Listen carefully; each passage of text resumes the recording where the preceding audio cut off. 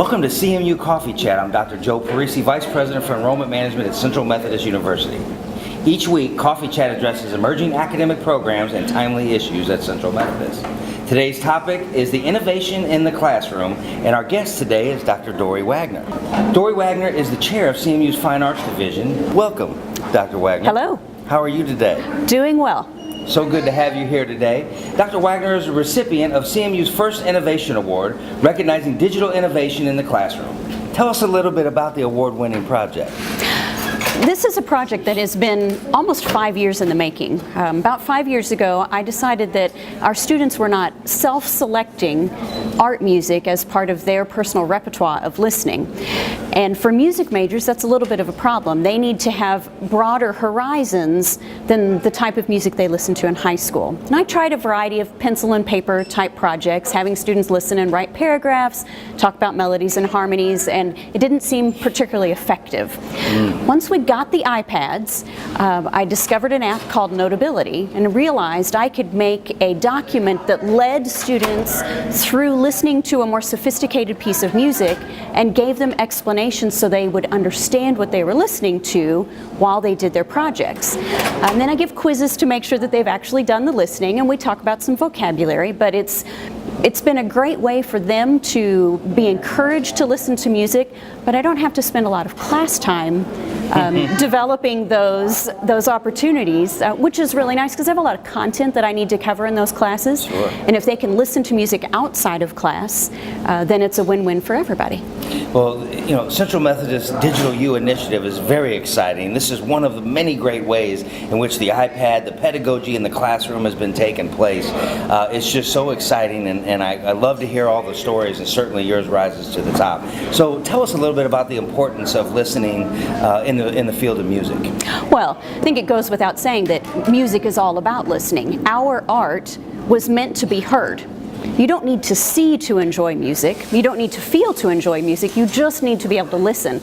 And our students come to us loving to listen to music, but they generally have a pretty limited sphere of music that they listen to. So with this project, I'm trying to expand their repertoire. I'm trying to encourage them to listen to things that are a little outside of their comfort zone so that they can have a bigger comfort zone. So when they go out and they're performers or they're teachers, they are ready for everything that is going on in the world of music.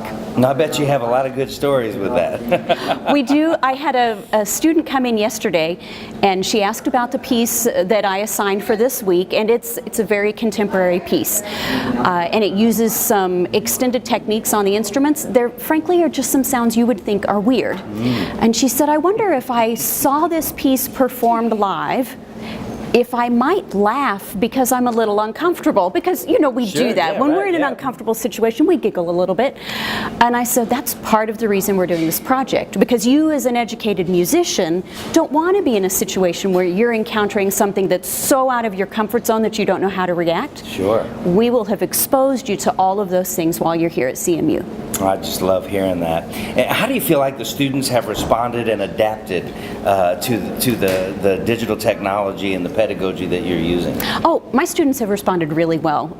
Some of the things that they like the most are simple things like not having to carry around a lot of heavy books. The books for my class are large and heavy, and if they have the books on the iPads, then they don't have to carry them around. They can just leave them in their room. We use the iPads every day in class. I'm able to use the iPads to show assignments on the projector. We can work through things together. I can model my thinking when I'm trying to solve problems. And we can do all those types of things together in a way that we couldn't before. We've always had document cameras, but they're always in the corner of the room. So it's very hard for me to be part of the class when I'm using the document camera. But with the iPad, I can sit right there with the students, and it changes the dynamic in the classroom. No doubt. Let's unpack that a little bit. Generally speaking, how do you feel that has changed the student experience at Central Methodist? I know in the music classes, the faculty have taken advantage of the iPads as a way to rethink our pedagogy. You know, we pride ourselves on offering strong and engaging classes, but now that we have the iPad, we can think about what could I do differently with the technology? How could I make this a little bit more exciting for the students? How can I make this a little bit easier for them to understand?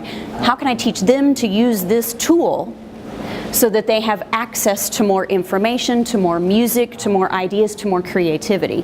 And we've had a lot of fun in our faculty meetings and just in our casual hallway conversations thinking, what can we do to make this class just a little bit more interesting and a little bit more accessible to the students? It's so exciting. You think about Central Methodist, and the NESE student survey results are off the charts.